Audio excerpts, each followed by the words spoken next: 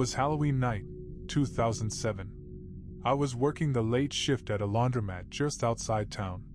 We were supposed to close at 6, but my boss got the bright idea to stay open late because he figured people doing last-minute laundry might stop in after trick or treating. Easy for him to say, he was not the one staying until 11. He left around 7, tossed me the keys, and told me to lock up when I was done. I didn't really mind. The pay was good, and the place was usually quiet at night anyway. It actually was not that bad at first. A few older folks came in to wash clothes, saying they liked the peace and quiet of Halloween night. By 10, everyone was gone. I was alone folding towels behind the counter, half listening to the radio. Then, around 10:20, the door opened. A man walked in carrying a large black trash bag. He looked rough, dirty clothes, messy hair, and he smelled like alcohol and something else I couldn't quite place.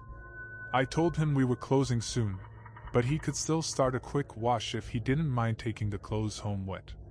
He didn't answer. He just stared at me for a second, then walked over to one of the washers. When he opened the bag, I froze. Inside were clothes soaked in blood. And not old dried stains, fresh blood. It was dripping onto the floor. He must have noticed my face because he quickly said, "I'm a butcher, it was a long day.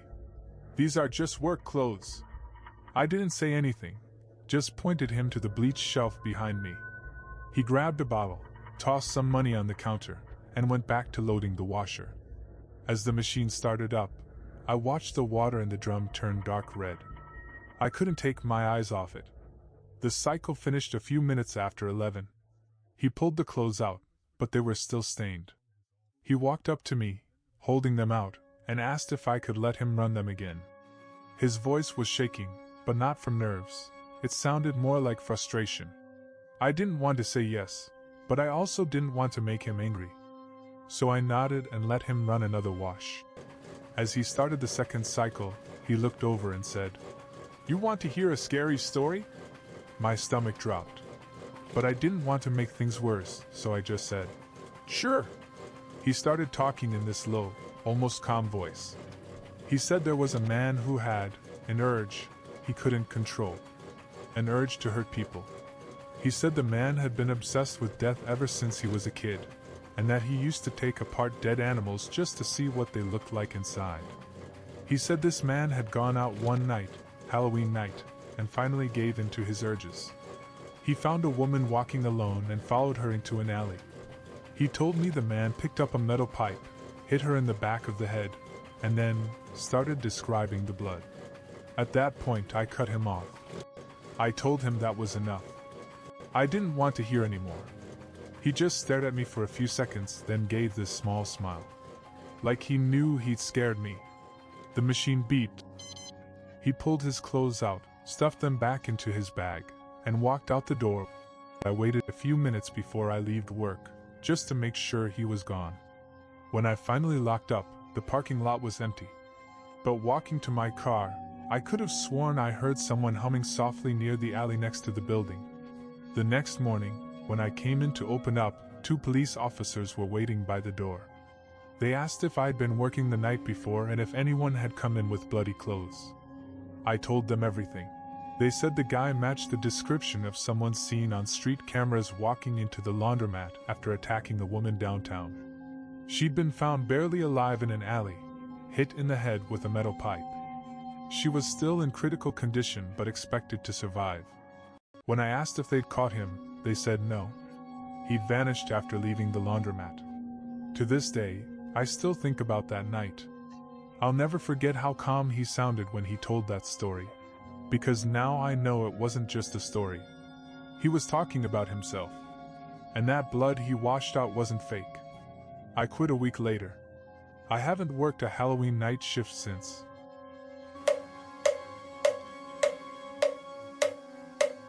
It was Halloween night, 2013. I was 13 years old, and it was probably one of the best nights I'd ever had.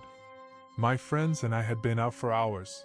We all knew it'd probably be our last year before we were too old for it. We lived in a small, quiet town, and most of us were only a few streets apart, so after we finished, we decided to walk each other home. I was the last one left by the time we got to my friend Jackie's house.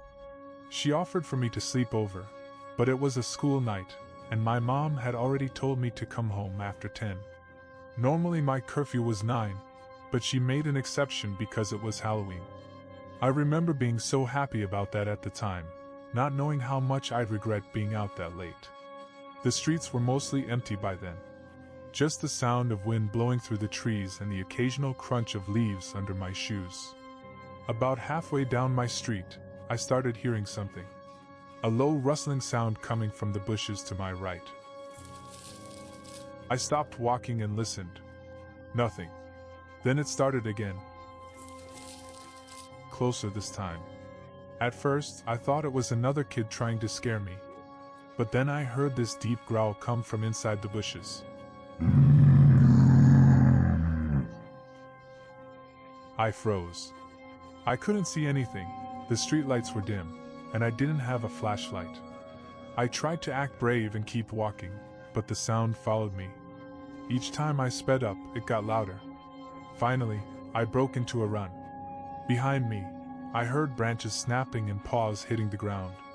When I turned my head, I saw it, a huge dog sprinting alongside the fence that separated someone's yard from the sidewalk.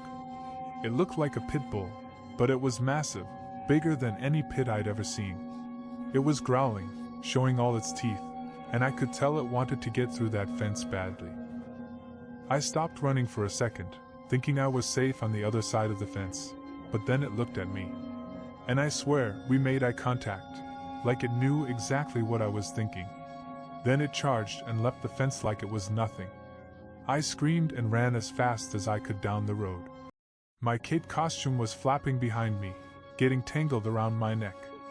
I pulled at it until it ripped off, but by then, the dog was just a few feet behind me.